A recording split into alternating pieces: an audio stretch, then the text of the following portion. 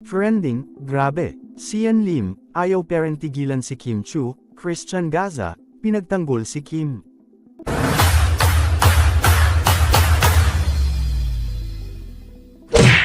Sa patuloy na pag-uusig ni Sian Lim kay Kim Chu, tila walang tigil ang pag-uusap at pag-iisip ng mga netizen tungkol sa kanilang paghihiwalay. Sa mga nakaraang araw, lumalalim pa ang isyu matapos ipagtanggol ni Christian Gaza si Kim Chu laban sa mga pang-aapi at panlalait na natatanggap ng aktres mula sa kanyang dating kasintahan. Sa mga plataporma ng social media, pinagtibay ni Gaza ang kanyang pagmamahal at suporta kay Kim. At nanawagan na respetuhin ang dignidad at karapatan ng bawat isa. Ang kanyang pagtatanggol ay tinanggap ng papuri at suporta mula sa mga tagahanga ni Kim Chu. Napapakita rin sa mga post ni Gaza ang kanyang pakikisimpatya sa sitwasyon ni Kim at ang pagkakaroon ng pagkalinga sa kanyang emosyonal na kalagayan. Isa itong pagsalamin ng pakikiramay at pag-unawa sa mga pinagdadaan ng aktres matapos ang kanilang hiwalayan. Samantala, hindi pa rin malinaw ang mga pinagmulan ng hidwaan ni Kim at Sian, na nagpapakita ng mga senyales ng tensyon at hindi pagkakaunawaan sa mga publikong usapan at komunikasyon.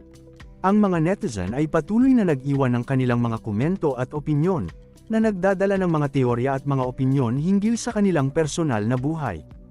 Ang kaganapan ay nagbigay daan din sa pag-aalab ng diskusyon tungkol sa tamang pakikitungo at paggalang sa mga dating kasintahan, at ang mga obligasyon ng bawat isa sa kabila ng pagwawakas ng relasyon. Tumutok din ang mga kalahok sa kung paano dapat pangalagaan ang pribadong buhay ng mga pampublikong personalidad at ang kahalagahan ng pagtutulungan sa gitna ng mga personal na pagsubok. Bukod sa mga komentaryo ng mga netizen, marami rin ang nagnanais na malaman ang panig ni Kim Chu at kung paano niya hinarap ang mga hamon na dumating matapos ang kanilang hiwalayan. Ang kanyang katahimikan sa mga usapin ay nagpapalakas ng mga spekulasyon at nagsisilbing hamon sa mga miyembro ng media at industriya ng showbiz. Sa kabila ng mga pagsubok, patuloy na ipinapakita ni Kim Chu ang kanyang pagiging malakas at matatag sa kabila ng mga pagsubok na dumating sa kanyang personal na buhay. Ito rin ang nagbibigay inspirasyon sa mga tagahanga na patuloy na sumuporta at magbigay ng suporta sa kanya sa kabila ng mga pagbabagong nangyayari sa kanyang buhay.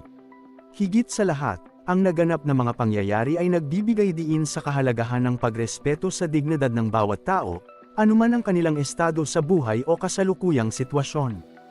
Ang mga pangyayari ay nag-aalok ng pagkakataon para sa pag-aaral at pag-unawa sa mga hamon ng pag-ibig at personal na pakikipag-ugnayan, na nagtuturo sa atin kung paano dapat pangalagaan ang ating mga sarili at ang ating mga kaugnayan sa iba.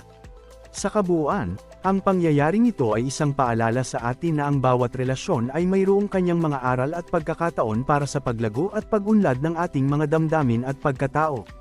Sa halip na pagtuunan ng pansin ang mga pagkakamali, mahalaga rin ang pagbibigay ng pagkakataon para sa pagpapatawad at pagbabago sa mga nakaraang pagkakamali.